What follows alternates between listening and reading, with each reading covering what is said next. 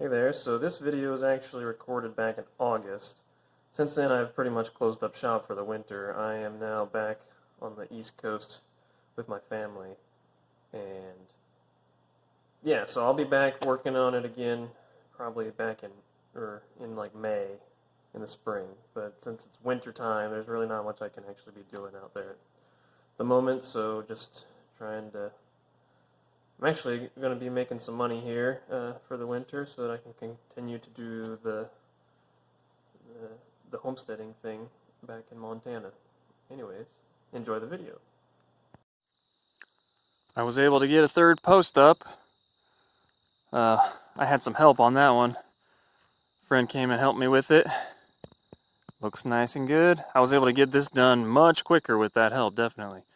I just got these temporary bracing pieces going across to help keep everything from falling over. Obviously I've got these diagonals here too. There's one going that way. Yeah, all over the place to try and keep the thing from falling over. That would be pretty bad. Yeah, right now I'm working on a beam. First beam. Let's see if I can do it. The beams seem a lot more complicated to me than the posts. Or maybe it's just I guess it's just the joint, the post and beam joint that's complicated. Alright, I'm working on the first post and beam joint. This is the mortise on the beam. Now I'm planning on doing all of these joints to be spline joints. So I got this piece here. This isn't the exact size, but I was just using it to make sure that it fit in the hole, at least. So up here on the post, there's another mortise going right through. And so the spline is going to go through there, like that.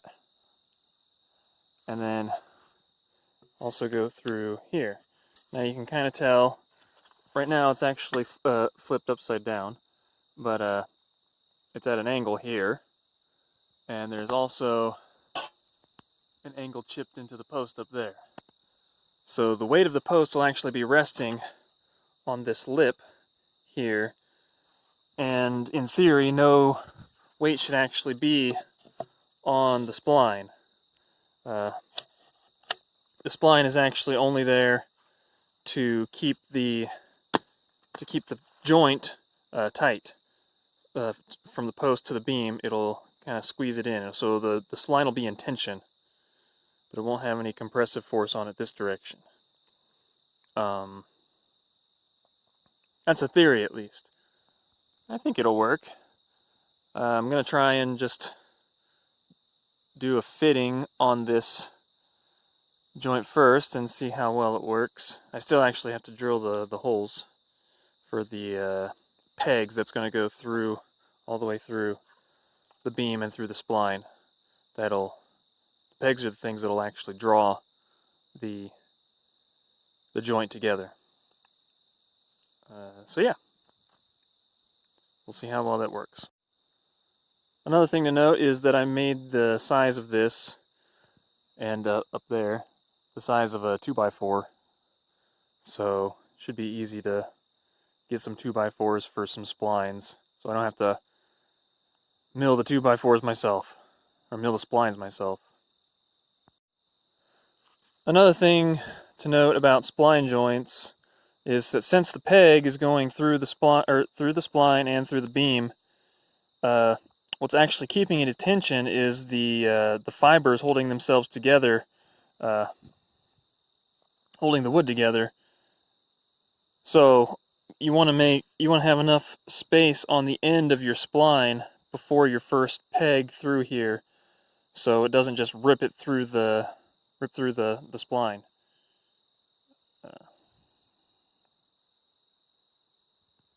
So I put about like 3 inches here on the end. I think 3 inches should be enough to hold.